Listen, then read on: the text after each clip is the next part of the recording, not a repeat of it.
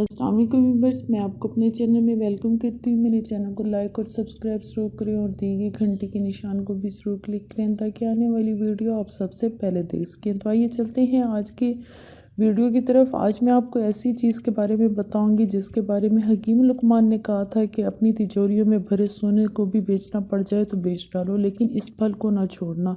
जो मर्द इस फल को छोड़ देगा उसकी ताकत भी उसे छोड़ देगी।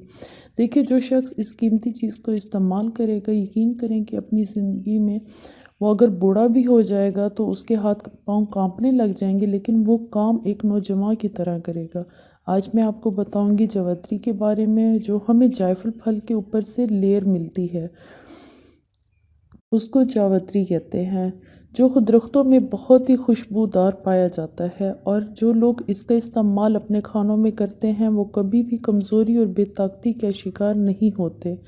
आपका मदाफ़ती निज़ाम बेहतर हो जाएगा, आपकी क़ुव्वत में बेपनाह इजाफ़ा हो जाएगा। जो लोग रोज़ाना इसको अपने खानों में इस्तेमाल करते हैं वो बहुत सी बीमारियों से भी बच जाते हैं।